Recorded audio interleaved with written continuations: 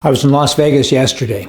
I had a cup of coffee in the morning, $6.20 at a casino, and then later on that day, I went and I gassed up and I thought, wow, I'm at an expensive place. It was $6 a gallon.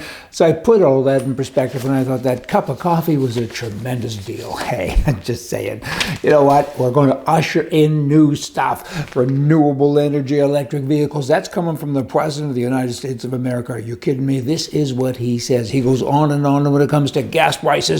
Hey, doesn't matter. There's going to be an incredible, and he yells that word, an incredible transition, right? And God willing, when it's over, we'll be less reliant on fossil fuels.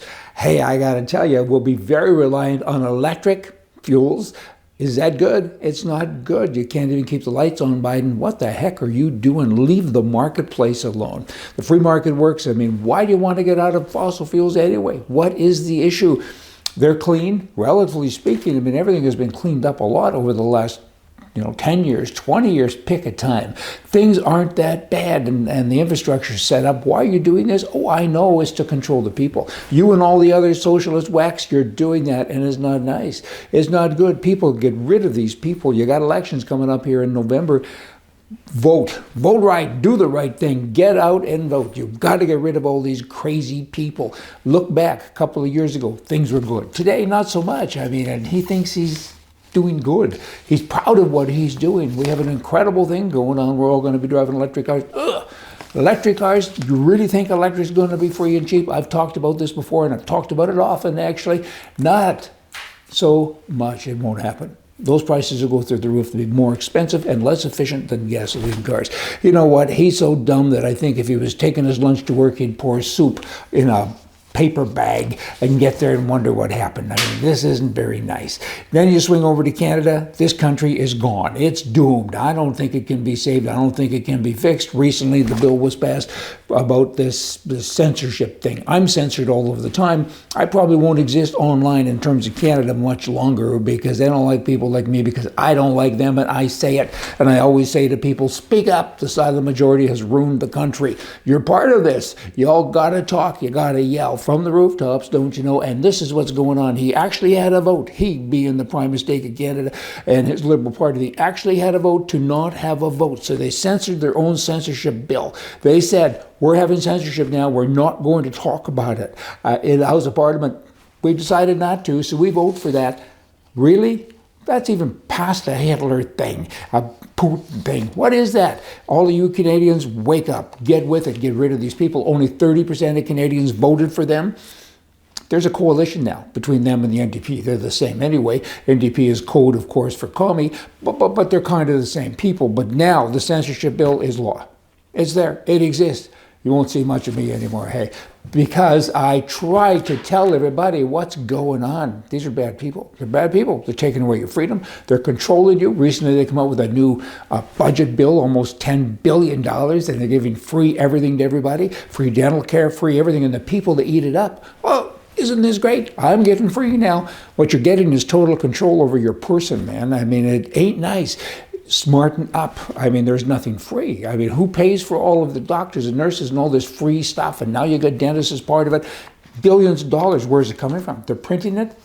They're getting it from us, but they're also printing it. Venezuela, look it up and see what happened because it's not nice. And then, of course, the prime mistake says, I want guns taken away from all of the law-abiding citizens, every one of them. What about police? Why don't you take the guns away from the police? You should. And the army, the military, take guns away from them. Guess what? Bad guys still have guns. The law that these people put in, the laws, have no impact on criminals in any way, shape, or form because they're criminals. Criminals. They do bad things. They commit crimes. Take the guns away. Let's see your business model here, Trudeau. See how it really works. Take the guns away from your lawmakers. I mean, the person in charge of the RCMP is a socialist, too. She wants gun control, so give it to her. Disarm all of her Mounties. Do that. Do it now. Because you say the good people don't need to be armed, right? That's what you're saying. Because, by the way, as a gun owner in Canada, I have to take a background check. And I go through the computer every day. Huh? The RCMP members, police members, they don't. They don't. They don't take the same test. I'm more qualified to have a gun than they are. So take it away from them. In keeping with your movement, whatever that movement is. And then you have the Conservative Party in Canada, because they're supposed to save Canadians, right? And you got the guy that was the last leader, and he was the big blue tent guy. That's how he spoke, which means that nobody can trust the party anymore, because he lied. He lied about everything. And now he says this long after the election that he lost. And the leadership, he says, the Chinese, they interfered in 2021 in that election because they flipped Tory riders. Chinese, really? In China? Do you think? Or maybe it's in Markham and in Vancouver. I mean, you're all about this multiculturalism thing. Why are you aiming at a country? The country kind of came to this country anyway, to Canada, and now you're complaining? You're the one that's always supported it. Now you're saying you don't like it because they're voting against you? Of course they vote against you. Who do you think brought them in? Wasn't a conservative, mind you. In your case, you're not a conservative. Last story of the day. This is it. Kind of fun. Kellogg. Not fun about them. The Kellogg Company, I mean, they're a zillion-dollar company, and they're very left-wing. They have been for a long time, and I don't know why. I mean, it's amazing to me, but they are. And it was founded like many years ago, I believe, by a Mormon family named Kellogg, and now they're breaking up the company into 3 independent companies, and they're perpetrators of this woke thing. Woke, what a dumb word. And every time that you buy a box of Kellogg cereal at the grocery store, you contribute to the wealthy radical left-wing foundation that agitates for open borders, supports George Soros's Open Society of Institute, and pushes a host of left-wing causes. And that is what you do. And I don't buy Kellogg's, but I did have an experience with them. This is the fun part. Many years ago, I had a candy company. I've owned so many different things. I bought a candy company, and I got this idea about Rice Krispie squares. They were in a cookbook, a great cookbook. And hey, Mom, thanks. So this company, I got all the machinery crafted and started to make them, and I called them Rice Krispie squares. And we sold them initially to a company called Time Air. Time Air was way back when. It was in Canada, actually, and they eventually sold out to Canadian and everything.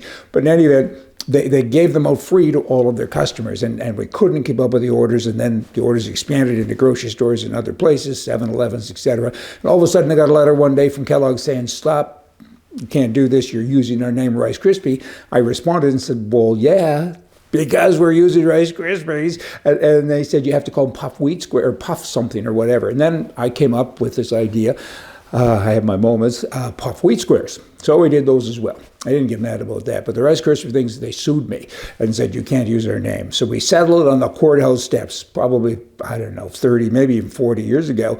And I got a check and said, see ya. I had enough of fighting with you people. You left-wing goofs. Okay, I got nothing else for the day. I do have one more page. Oh, it's a good one too, but I'll save it for another day. So y'all come back. See ya.